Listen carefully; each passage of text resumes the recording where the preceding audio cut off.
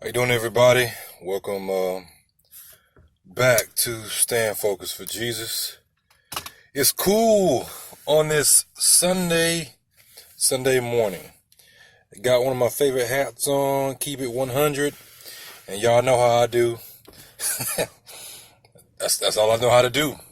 Y'all can see that. But let's go ahead and get to the point. You know how people say, and we say, it takes one to know one in regards to so many things. Specifically, it takes a con artist to know a con artist. Now, let me explain some things to y'all who don't understand these things, which, it's simple to understand. When you are running a con, well, I should back up. When you are devising a con to pull over on people, or I'm going to pull the wool over their eyes so they can't see. When you are devising it, the whole purpose of doing it is so that you can get away with it. So the people don't realize that they have been conned until after the fact, or maybe never. That's the whole point of a con, not to get caught in the act of doing the con, but you want the con to be so good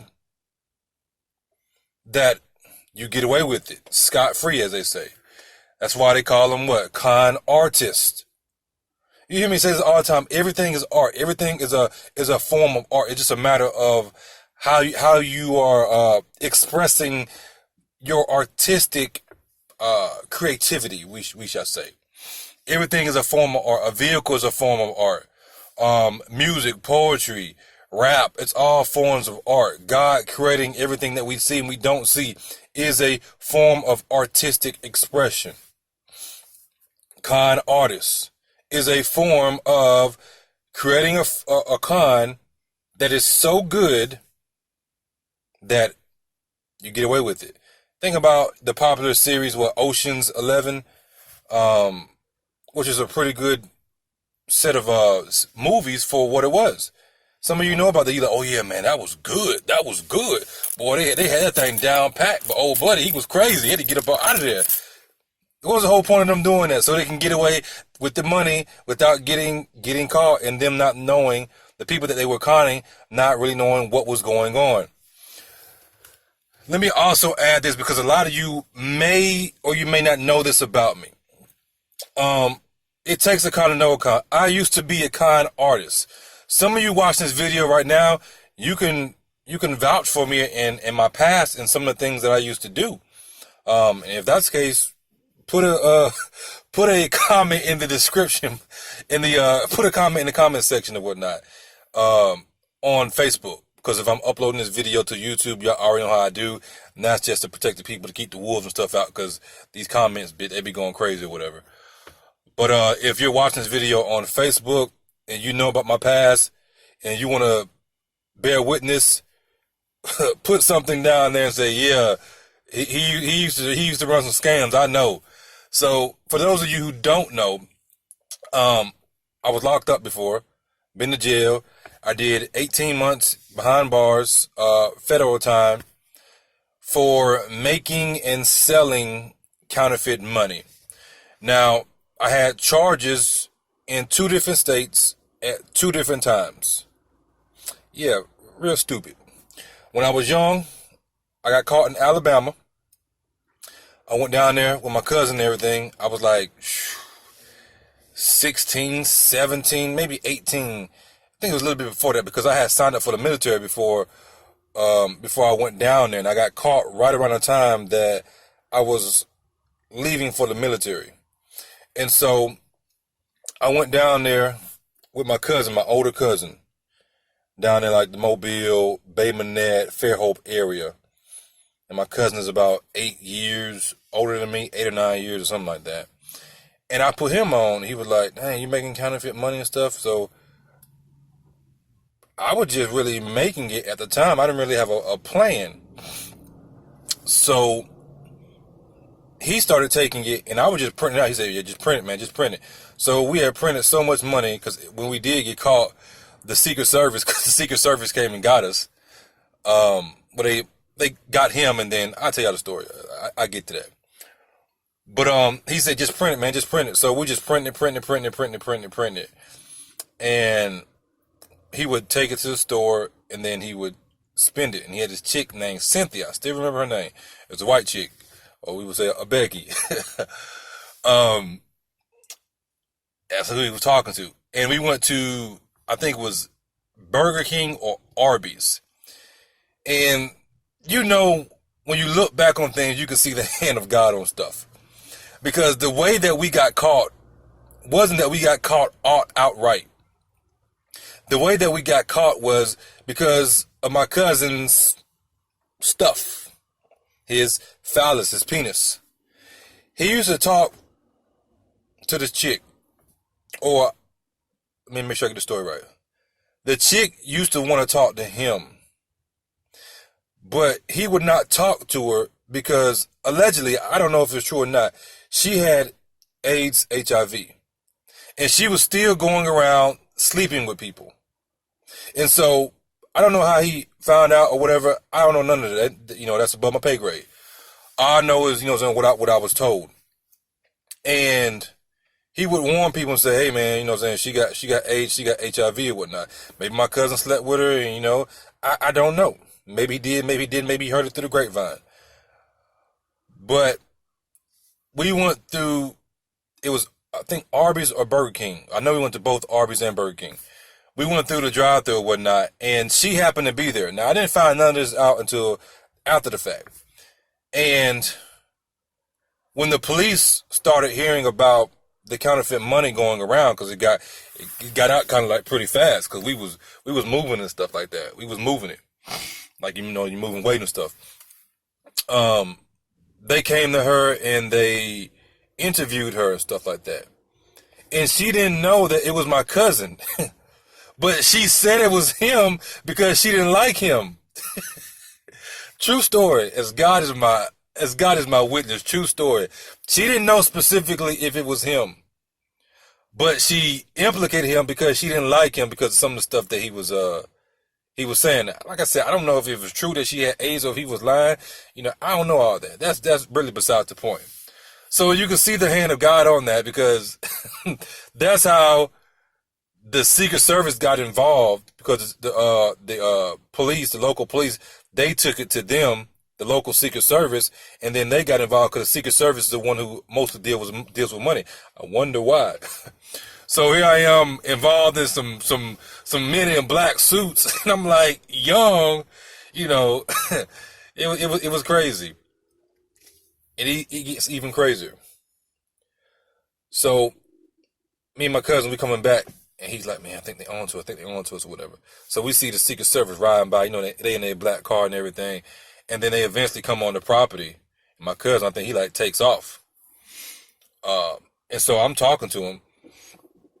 And we at my auntie's house, and they walking up talking and stuff, and then they asked my auntie allows them to come in the house and search the house without a search warrant. She didn't ask us nothing about what was going on, even though we shouldn't have been doing what we were doing. But you know, I understand. I guess she was scared, or you know, she thought that we weren't doing anything. But that's kind of like naive. If the Secret Service show up, you know, you might want to tell them no to find out what's going on first, just in case you got something or whatever. Or they, you know, try to plant something, which they didn't. They didn't plant anything. So they came in there, and then they went to the room, and then they found the money. We had the money printed up, and it was under a pillow in his room.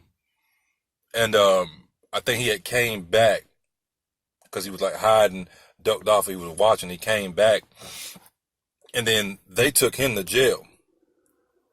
But the crazy thing is, they never took me to jail. They told me, they got my statement and stuff and everything. They said, meet down here at the Secret Service station. I think it was in Mobile. Yeah, it was in Mobile. They said, meet down here on a certain day or whatever. So my mama found out, and she knows, and she was raising hell, as they say, cussing and stuff. She probably hit me a few times. I can't remember. And like I said, at this time, I was signed up to go in the military. So I'm like, dang, I didn't messed up. I ain't gonna be able to go to the military because I really wanted to go so I could, get that signing bonus and build my resume. So when I did do my few years, I could get out and then use that to get a better job. That was really the purpose of me signing up for the military. It had nothing to do with being patriotic and fighting for my country. And I'm pretty sure majority of the people that you talk to, they will tell you that if they're being honest. So time passes. I go back to Georgia, and then I come back to Alabama. I go down to the Secret Service place where they fingerprint me, take my picture, all the other stuff, and they start asking me questions like, why did y'all print so much money? And they had like different counterfeit things. They had me in a little room and stuff like that. They was explaining everything, and like we never seen this amount of money, printed. So I'm sitting there like, oh. I'm like, I don't know. We were just printing it. I'm young. I'm like, I wasn't thinking about, I'm trying to make a statement and be the king of counterfeit, which is crazy because when people found out about what I did, when I was locked up, they would call me counterfeit, or double K, counterfeit king. So yes, they do give nicknames out in jail, and jail isn't. It can be the way you see it in the movies, but a lot of times it has to do with your crime, the people you know. People kind of gravitated toward me. They was cool with me or whatever. I had a few incidences, but nothing I would deem like, it could have been serious or whatnot. It was a few fights and stuff like that. But jail can be what you see on the movies, but it really just boils down to the person. And because of my crime, people really didn't mess with me. They was more intrigued, wanting to talk to me, wanting to get me on their side. Like, yeah, man, I wish I knew you, or hey, what you doing when you get out? Or they was more so on that type of tip, trying to get knowledge from me, so maybe they can go do something. Because the majority of them, they were like, yeah, man, I wish I knew you. We could have went to the dope man. We could have went down to Florida. I would have took it to Tennessee or whatever. Blah, blah, blah. I'm like, oh, I ain't trying to get shot up like that. I ain't trying to go out like Tony Montana now. But, so, yeah, I'm in the Secret Service place to ask me all these questions, interviewing me and everything. And they put me on pretrial diversion. And some of you may be familiar with that, which is where, if you don't know, if you don't get in trouble for like a year, then it's like it never happened.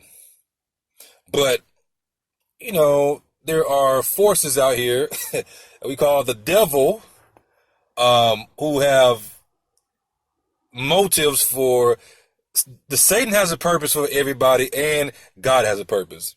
It's just a matter of whose purpose you're going to serve. Are you going to allow the devil to con you into serving his purpose, thinking that you're serving the purpose of God, or are you going to truly let God reveal to you what your purpose is to serve God? So Satan, he wasn't done with me. So my goal, you had a Lamborghini. My goal was to have a Lamborghini, ride around, stunt, and retire at the age of 25. And I was 16, 17, 18. I can't remember when I actually had that seed planted in my mind and my spirit or whatever. But it was at an early age. Because I know I signed up for the military. I was supposed to leave for the military around November, I think around my birthday, when I was like 18. But you sign up before that. And I think it was like a whole year before I actually left. So I want to say I signed up when I was 17. So around 17 or 16, that's when I had this whole, start doing this counterfeit thing or whatever. So yeah, I'm on pretrial diversion, right? I go to basic training. Boom. Completed. Get ready to go for my MOS and stuff like that. I get a call stating that, hey, we need you to come to court or whatever. So I had to go to court. I had to leave and then go to court to just, to tie up some loose ends. So I go there. It was nothing serious, just a formality. And then my superiors, they told me to report to my unit when I got done, which was located in Fort Benning. Now, what I didn't know at the time was I went looking for the unit. Had my papers, had my docket, you know what I'm saying, with the grade folder, all your records and stuff like that. I went to the address it was at, and there was nothing there. Absolutely nothing. So I wasn't aware that they had moved it. I'm assuming they moved it on base. I don't know. So I'm calling and looking and everything, and nobody seemed to know where the heck this unit is. You know, where I'm supposed to be reporting to. So I'm like, okay, I'm like, okay, if they want me, then they'll contact me. That's how I felt, cause I was really looking. I was really looking. So time passes, and then I think it was maybe over a year or something like that. I get a paper in the mail stating that I have been discharged, and it was a uncharacterized discharge. It wasn't honorable. It wasn't dishonorable. It was it was neither good nor bad. So I'm like, dang, I got discharged from the military and stuff like that. And I want to say around that time, I'm still on pre-trial diversion, and I cranked the counterfeit thing back up. But now I take it to a whole nother level. Now I'm like, yeah, I can really make a business out of this. So that's when I really started making it and selling it. So let's say you wanted $1,000 worth of counterfeit money. What I would do was I would sell it to you for maybe like $100. And again, if some of you know about this or whatnot, hey, comment, and let people know that these are true stories. Some of you used to roll with me. Some of you used to come to me and get money to go get prostitutes and stuff like that. I mean, y'all know how we used to get down. Used to get the money to go get strippers and stuff. It was a crazy lifestyle that we were living, and the crazier thing is nobody expected me to be doing something like that because I was the kid in school that was quiet. They used to call me Puffy, because I had a big old afro, or they used to call me what was another name? Afro something, I can't remember.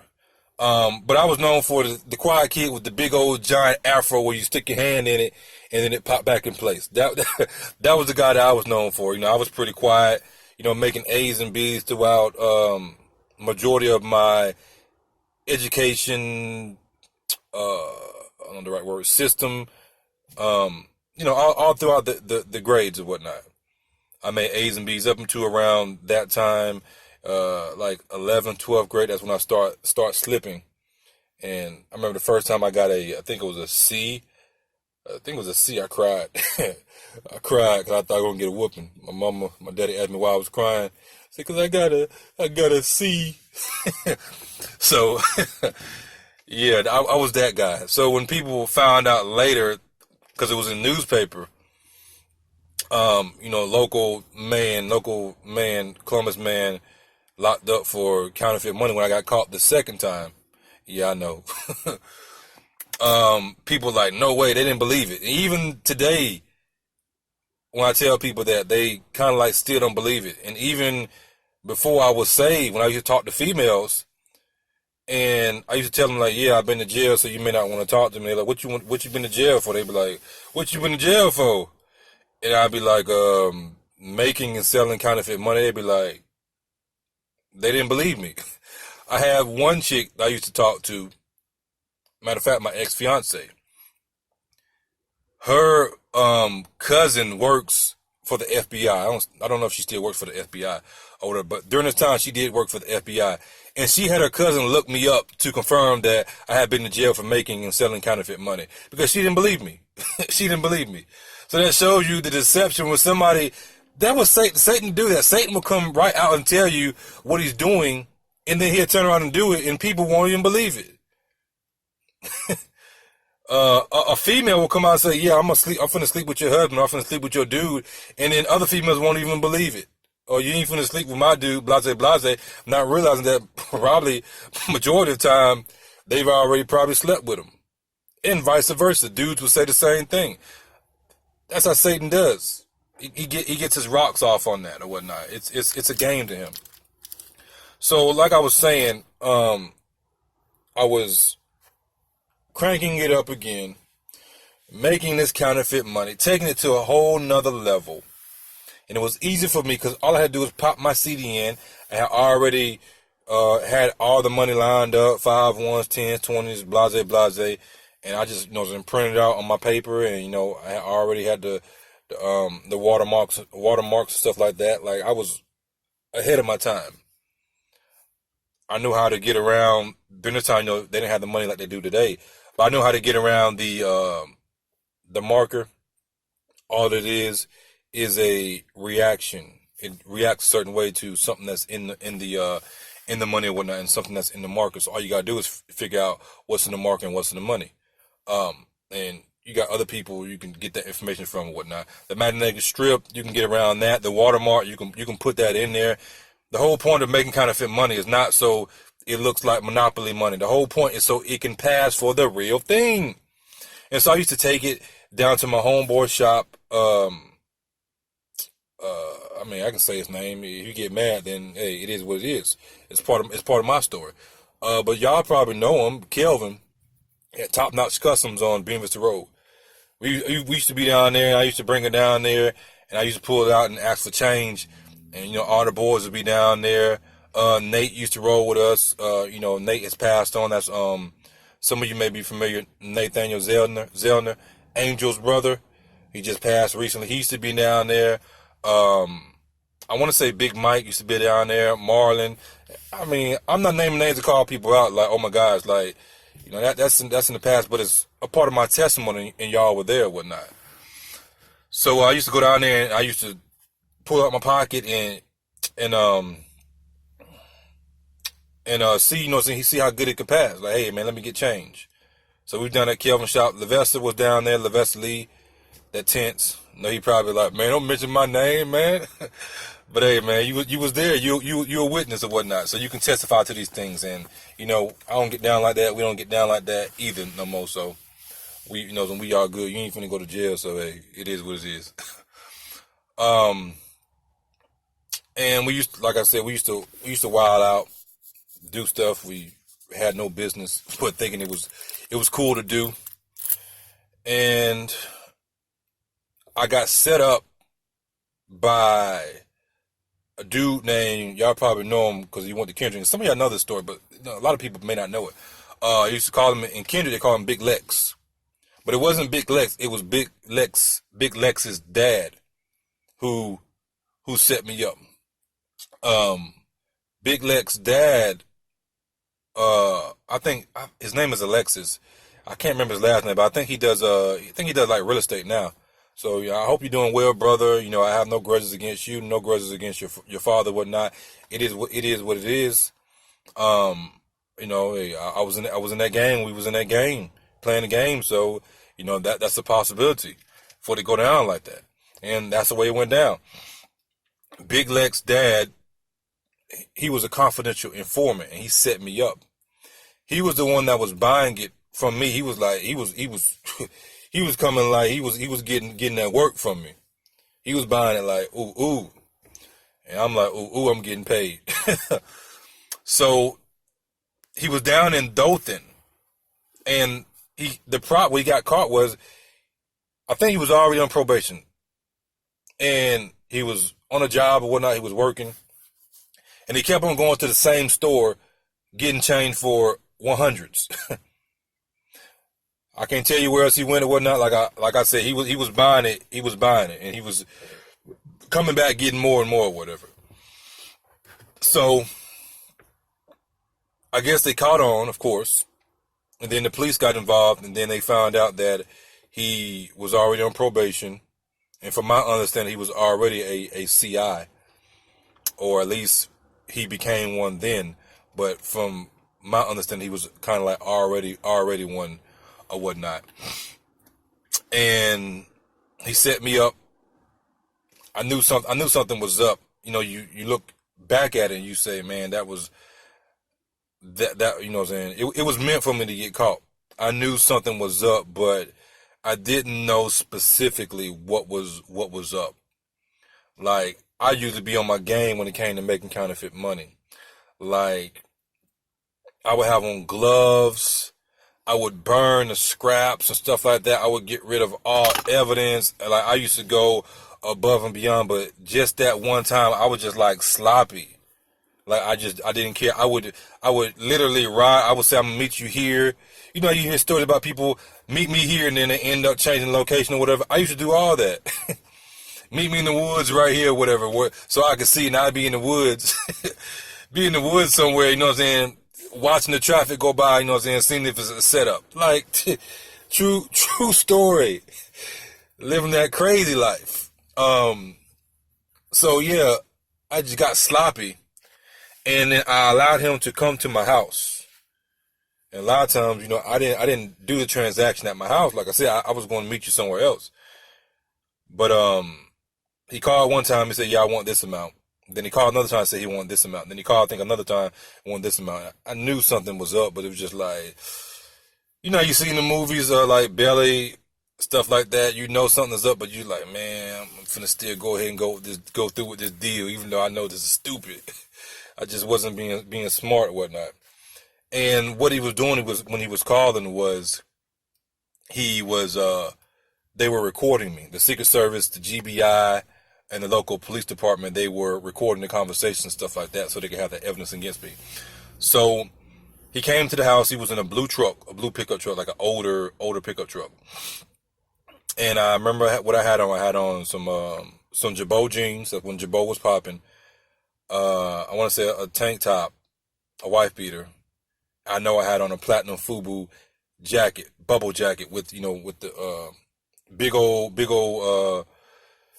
embroidery on the back or whatnot, and some flip flops.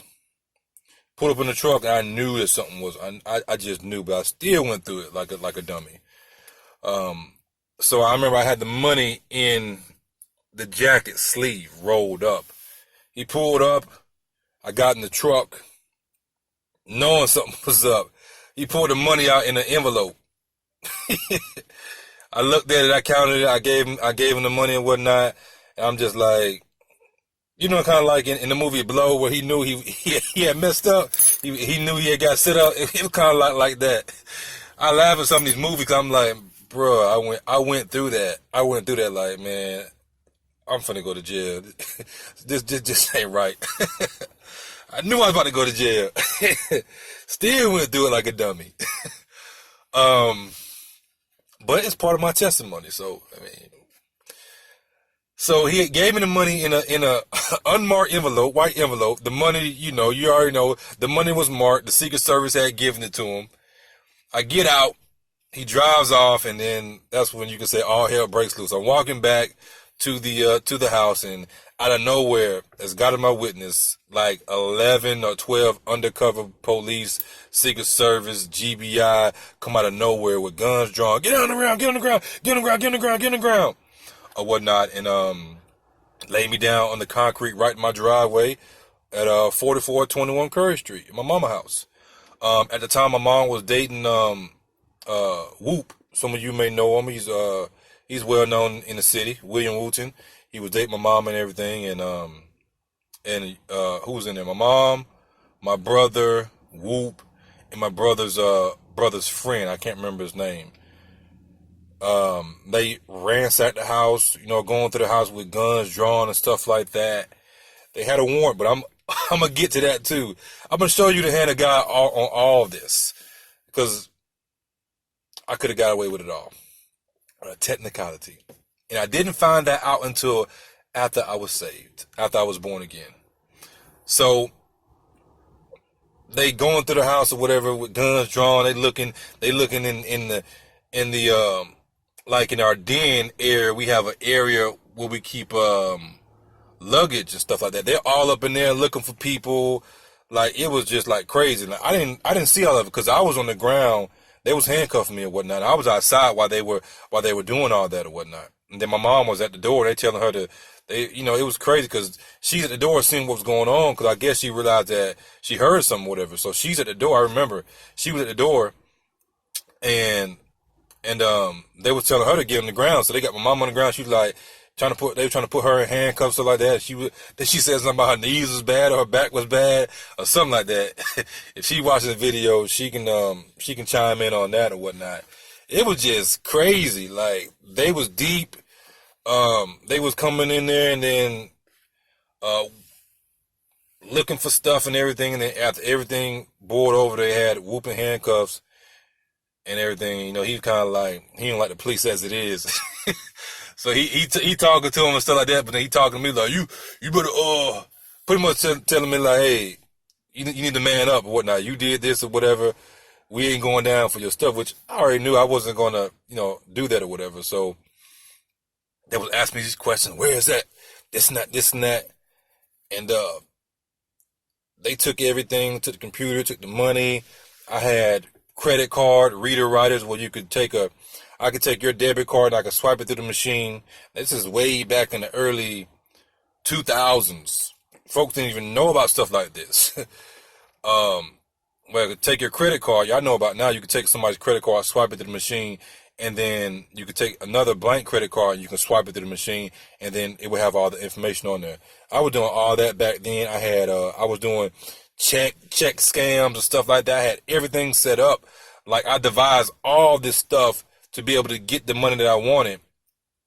And what I was going to do was I was going to accumulate all this money pretty much through this racket, and then take it and start legit businesses. And I had a list of all the different businesses I wanted. One was a car lot. I wanted a magazine. I wanted a clothing line. All these different business ventures that I was going to do after I laundered this illegal money and washed it clean and whatnot. So, yeah, they was asking all these questions. They took everything. Now, here's the even crazier part. Before that, and Whoop, if you're watching this video, you can comment or testify to this also, because remember I asked you about that weed. How much was the QP going for? How much was the pound going for, or whatnot? And I don't know if you remember or if I even told you, but I think I did tell you. But right before I got caught, not like right before, but right before I got caught, I got rid of it. But before that, some months before that, I started to grow marijuana in my closet. And then, Lord, as God is my witness, it was just a voice that spoke to me in my head. It wasn't like an audible voice, but it was just like, hey, you need to get rid of that. You need to get rid of that. And then I was like, yeah, you're right, I need to get rid of that. And then I'm not thinking about, hey, if you get caught with this, you're going to be doing 25 years in federal prison for manufacturing marijuana. I wasn't thinking about that. But the Lord was having grace upon me, and he told me to get rid of it, and I got rid of it. So like right after I got rid of it, like I think it was like a week or maybe 2 weeks after that, I ended up getting caught. Now, mind you, I still got charges from previously in Alabama, and now I done got caught with Georgia, with the big boy stuff. So I'm in jail. The first person I see is, y'all probably remember him. He went to Kendrick too. We used to call him Big Gracie. If I'm not mistaken, I don't want to put that on him because I don't know if he did or not. But I think Big Gracie, he passed. Or no, he passed on. If y'all know about Big Gracie, you from the city, let me know if Big Gracie's still alive. Because the first person I saw when I went to jail was Big Gracie, and I remember he was saying, oh hell no. And I'm looking around, I'm like, and then he like, what you doing in here? Whatnot. He remembered me from Kendrick.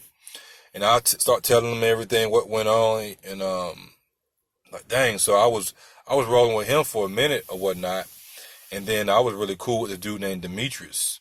Like he was a rapper. And I don't know where he at now, but it was really Demetrius and Big B. Some of you may know Big B from the city. He's I think if I remember correctly, he got a Gap. He's a light bright. He's swole. I don't know if he's still swole or whatnot. I ran into him a few times after that on the basketball court or whatnot. We spoke and everything. We didn't go into details or whatnot. I forgot to ask him where Demetrius was, because me and Demetrius was cool. We were like brothers. Like he was like my big brother. He looked out for me and stuff like that. He was like the guy that he was a regular. Hey, Dad. Hey, what's up, Sonny? My dad calling me. Um,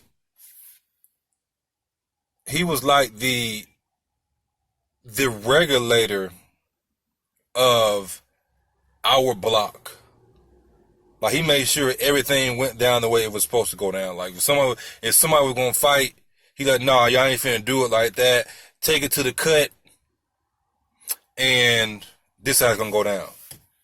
I can name a few people that I remember that was in a Javante. I don't know if y'all remember him. He had a Vontae. I think it was maybe Vontae. I can't remember. Javante or Vontae, but he had a limp.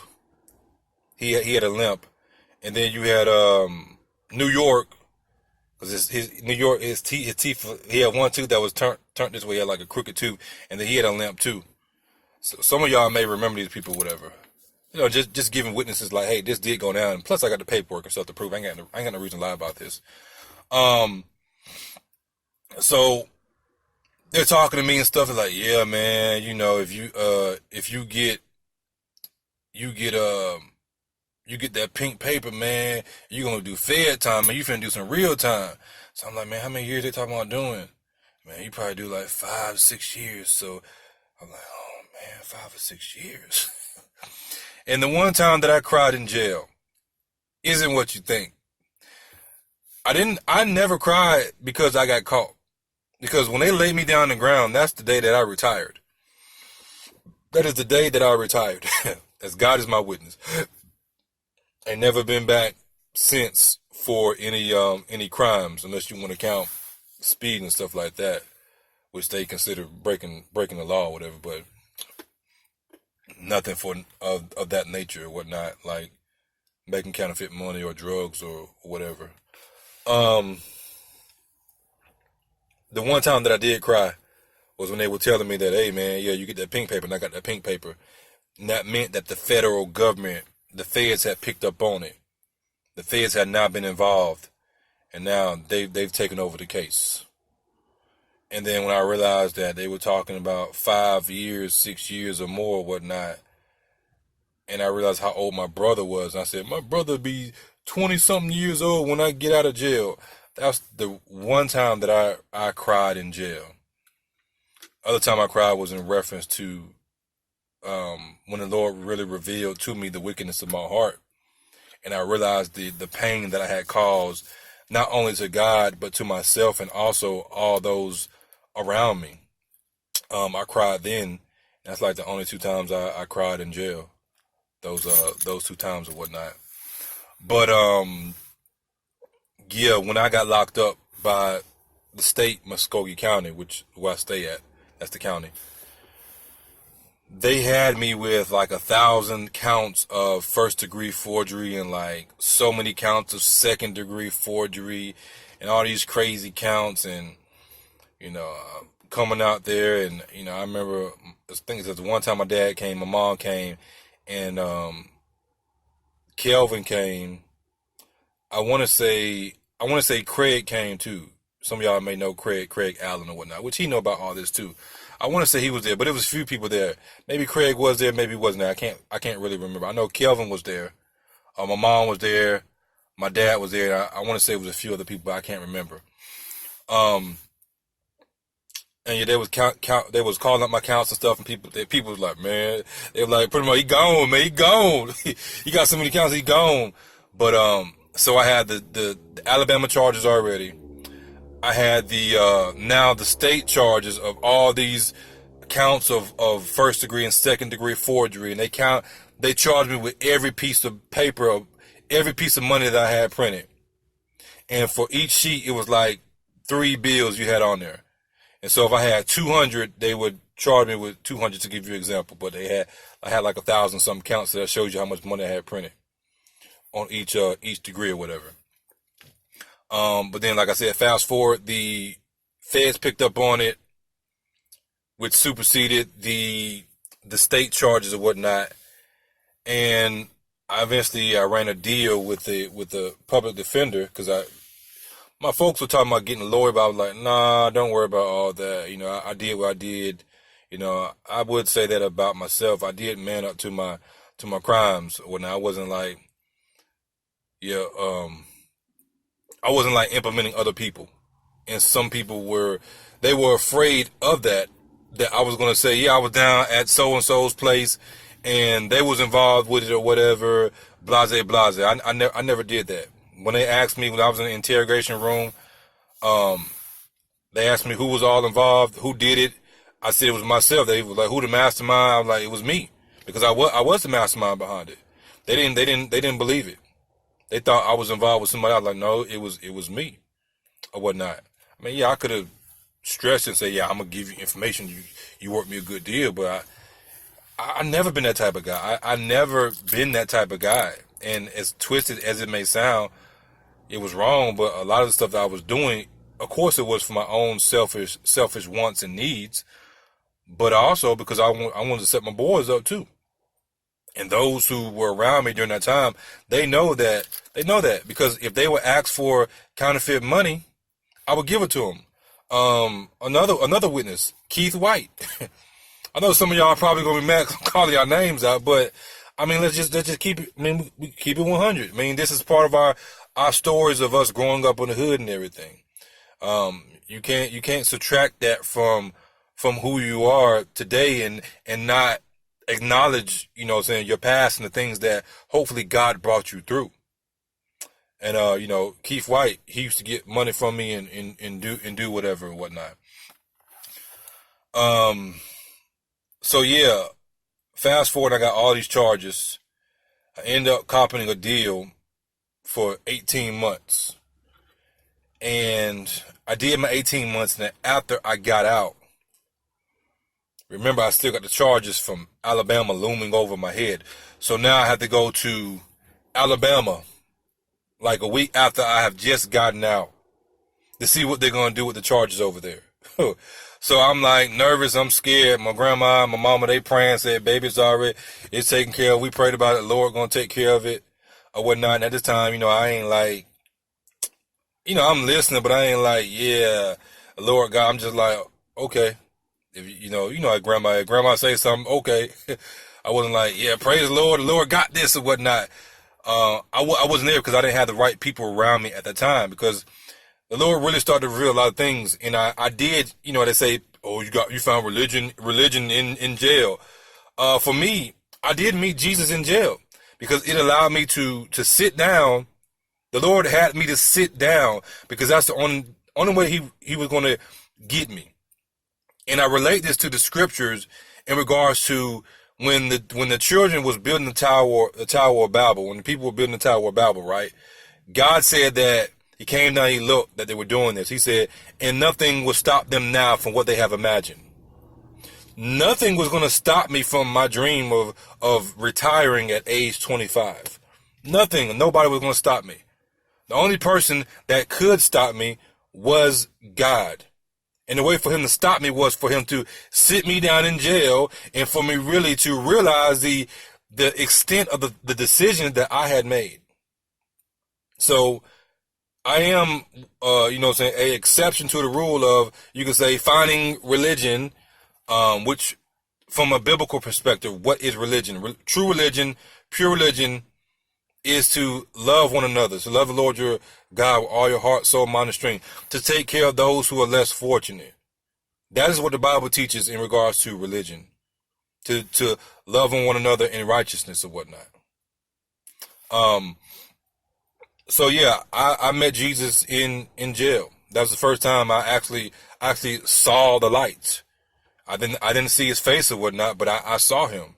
And it was an experience that I will never forget. And my mom, she can tell the story better than I can and whatnot.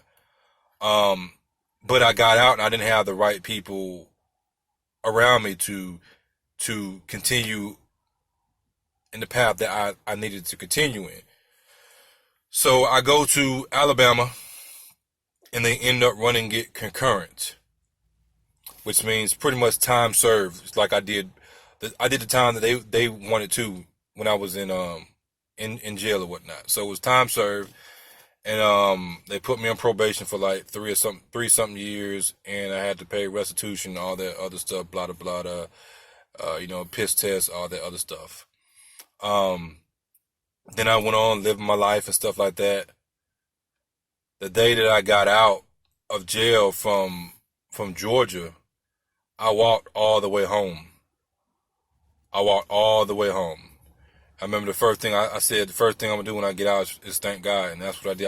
I thank God or whatnot, and I walked all the way home, and I walked to Kelvin's shop, which is Top Notch Customs on Buena Vista Road, and Kelvin and Levester were there, which Levester knows about all this too. Levester Lee, tent man. He looked. First person I saw was Levester. He looked and he was like, Kelson? Well, now I walked down, you know what I'm saying, dapped him up, you know, gave him a hug and stuff, and then was talking to Kelvin and everything. And then Kelvin ended up giving me a ride home, and then we pulled up on my mom. My mom didn't know I was out. Nobody knew I was out.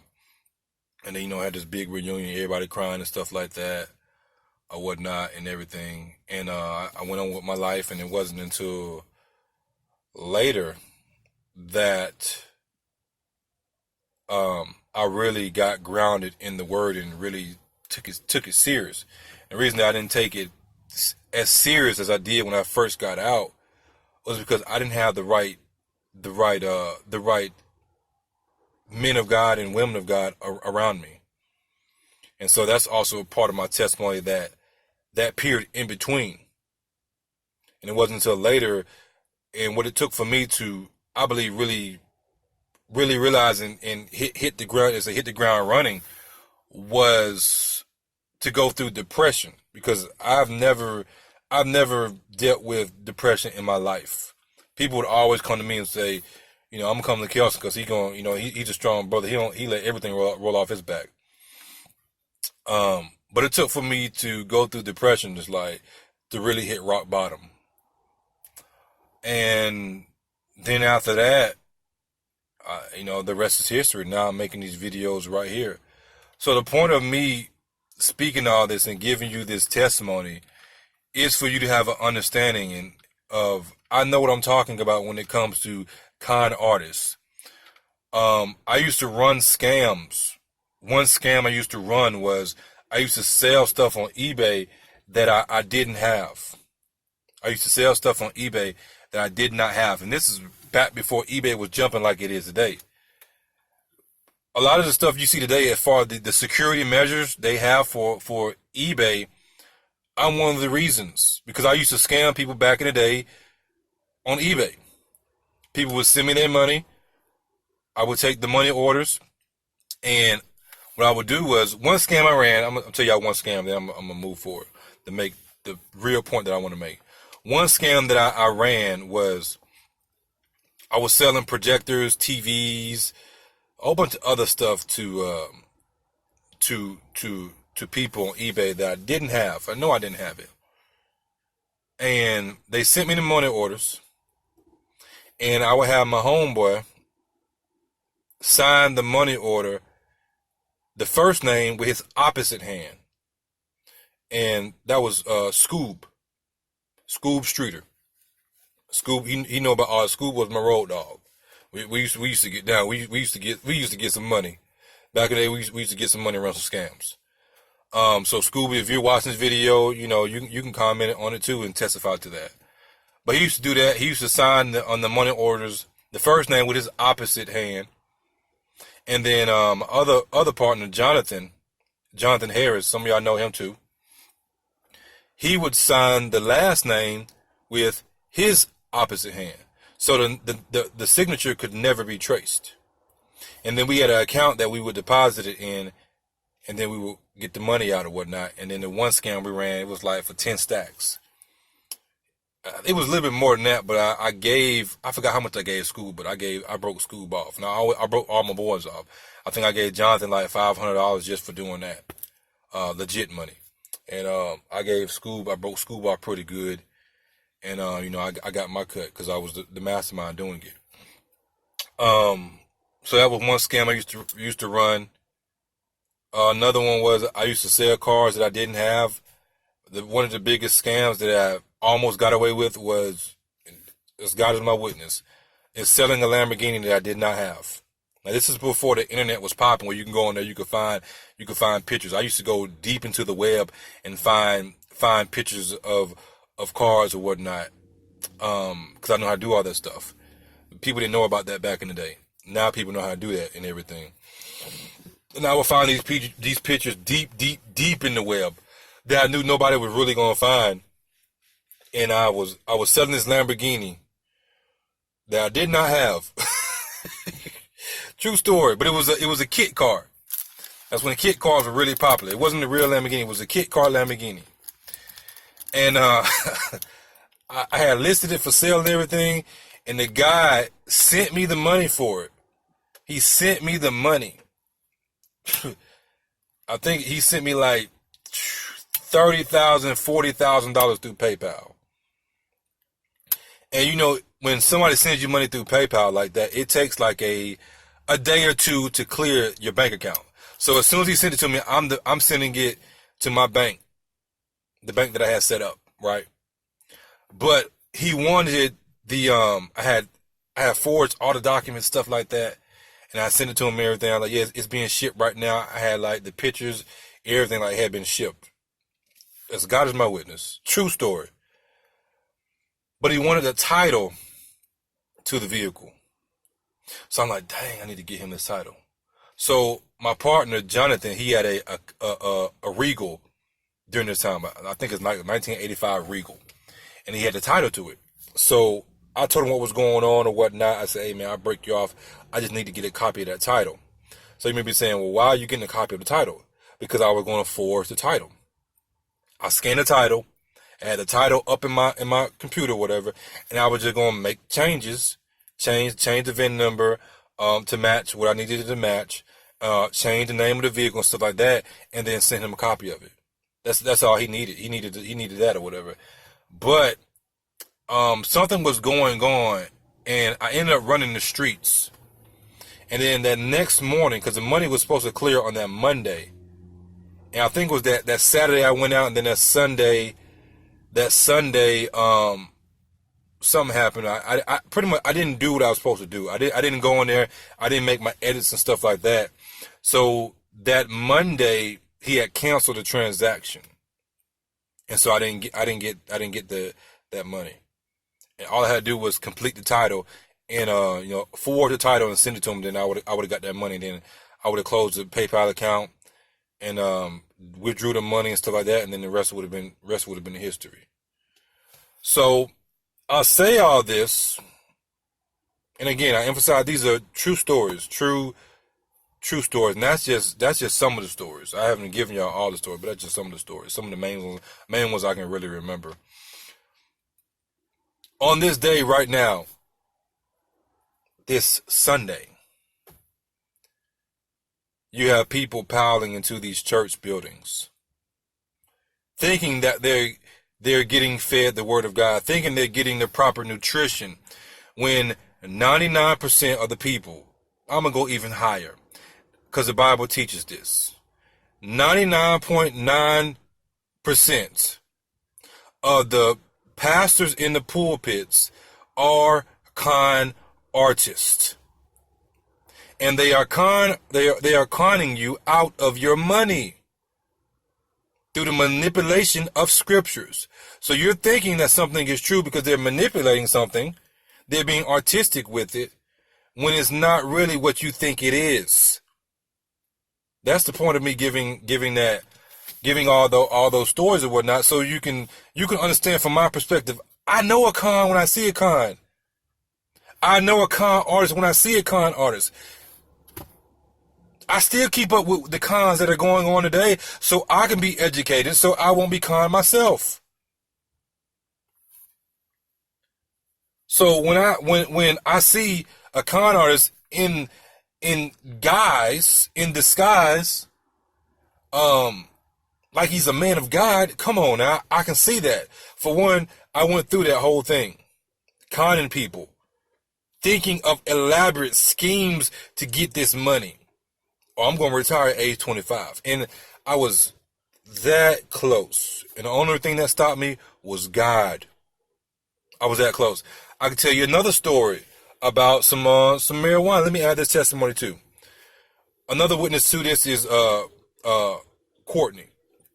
What's Courtney's last name? Courtney got married. I think Courtney Jackson. Oh, what's your last name, girl? If you on here, you can comment too. But some of y'all know Courtney. She had the Impala. She's into cars and everything. She'll tell you that I was ordering marijuana offline. That's when I was telling you I was doing the whole marijuana thing. I had a stint where I was also selling weed too. Didn't even have no reason to do it. Just doing it. White boy Tim used to come by for me all the time. My mom used to be like, "Why he keep on come over here buying? You know what I'm saying? Come over here every morning or whatnot." Some of y'all know White boy Tim. Some of you had run-ins with White Boy Tim. White Boy Tim used to come to me to get the weed. Courtney put me on to the dope man to be able to get it. I ain't gonna say where I got it from, but we pulled up to a car wash, a local car wash. The car wash is still around, and I'm like, what in the world? We pulled up. She come out. I give her the money. She come back out with it. I put the marijuana in my pocket, and we ride off. I'm like, whoa, this is crazy. This is crazy and whatnot. Yeah, Courtney put me on. She put me on to the dope man. I know some of y'all. Oh my God, how could you say such things? Like I said, this is my testimony, my story. If you don't like it, then I'm gonna tell you. I'm gonna tell the truth. I'm gonna keep it 100. We don't say nothing when it's in the movies and everything. You got people in there. But yeah, I had ordered some herbs, some herbs off of line, and they came in a tube. Like they came in a long tube. It was like different strands. And I used to bring it to her and say, "Hey, tell me what you think about this." And she used to be like, where did you get this from? And for those of you who don't know, me and Courtney, we used to kick it back in the day. We keep it like that. We used to kick it heavy back in the day. That used to be my boo thing. I used to bring the herbs that were in the plastic tubes to her. I used to say, tell me what you think about this?" And then she used to be like, where in the world did you get this from? And I used to tell her, I think I told her or whatnot. I had ordered it and everything. And I had stuff coming in offline or whatnot. And that was before the dark web or whatnot. I used to order that stuff like regular, not even off of the dark web. So again, I used to live this life. I'm not just making stuff up. So when I speak the way that I do from a biblical perspective, it's because I've been through all this stuff. When I'm speaking against these so-called pastors, it's because I'm a pastor, I'm a preacher myself, and because of my background of where the Lord brought me out of to be able to now expose these people. Now, it's one thing when you are doing this stuff and you're just doing it because that's the life you're living. But it's something completely different when you are using the Word of God. And now that I have an understanding of the power of the Word of God, and I am the man that I am today in Christ, I'm that much more zealous. Because I know what these people, these so-called pastors, are doing.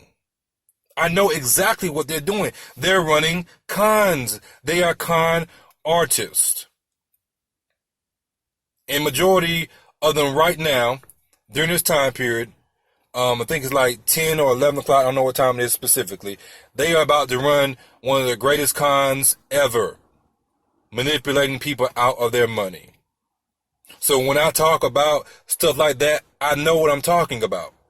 But some of you still don't want to listen to me, even though my testimony speaks for itself. Because it really ain't got nothing to do with me. It's just that you don't want to accept who I represent. You don't want to accept who I represent. So if you deny my testimony, which you can't deny it, then you have, in your mind, you've made up that I can deny Jesus. Oh, I don't believe the Bible, this and that, this and that. You don't have to believe the Bible. I'm a living Bible. The testimony of Jesus dwells in me.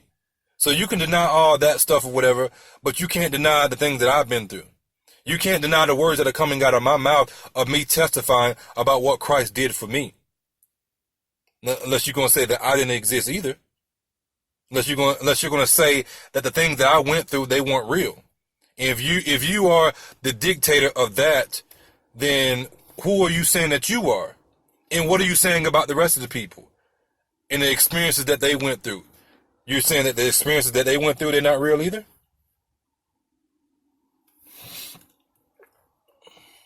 I can't sit here and say that what a person went through wasn't real. I can only argue the argument about God versus the gods. And are you serving God or are you serving these gods, lowercase g? That's my fight right there. So what I want to close with, because I wanted to make sure I say this before I forget, because remember I told y'all that I could have got away with all of it, right? After I got saved, I was going through my paperwork and stuff like that, and I still had the arrest warrant, and the arrest warrant is in the wrong name. The arrest warrant they had was in my dad's name. They were looking for Nathaniel King. They were not looking for Kelson King. So if I had a good lawyer and I knew these things, I could have got away on a technicality. But it wasn't until years later, this was like maybe 2 or 3 years ago, I found this out. I even told my mama that I could have got away with it all. I could have beat all the cases on a technicality. So the hand of God was all over my life in those situations. I didn't even realize until after the fact. And it wasn't until after all that happened that God, let me show you something. I'm reading, I'm like, oh, you kidding me. But I wasn't mad. I'm not mad at all right now. But yeah, I just want to drop that on y'all to give y'all some things to think about. You know, I mean, if you're gonna keep it 100, keep it 100. Y'all know I keep it real with y'all. And that's all I'm asking. Y'all see me out here laboring. Y'all see me. I'm living what I preach. You know my testimony. I can email you the documents and everything. If you don't believe me, I wouldn't go so far as tagging people in this video. I would contact them first for you, and they feel like telling you these stories or whatever experience they have with me, then I would do that. If you want to go that far, let's say, I don't believe you wouldn't. I need witnesses. The witnesses are out there. Some of them are watching this video right now. And that's the point that I want to make. You know, if I'm keeping it real with y'all, if I'm truly representing what a Christian is, and y'all see me living my life the way that the Bible says to live it, and y'all know that I came out of all this stuff, at least take heed to some of the stuff that I'm saying. It's at the end of the day, it's still your choice if you're going to believe or not believe or whatnot. And on Judgment Day, we will find out who was right or wrong. But don't sit here and don't sit here and call yourself real. And you see that I'm keeping it real with you. And I've been through this stuff. I'm more gangster than the majority of the folks that you think is gangster. I done been through way more stuff than these fake gangsters have been through. So if you're going to keep it real, keep it real. And keep it real with those who are keeping it real with you. And don't sit here and talk about you're keeping it real, but then you reject the stuff that I'm saying, and I'm keeping it real with you. And I done been to jail, I done been through all this stuff, and you got these pulpit pimps that you talking about, oh, my pastor's real. Majority of pastors are fake. They're fake. They're fake, and I would tell them that to their face. So, that's it. I love y'all. God bless each and every one of y'all in Jesus Christ's name. As always, stay focused for Jesus. And as you know, truth is not debated, it is declared.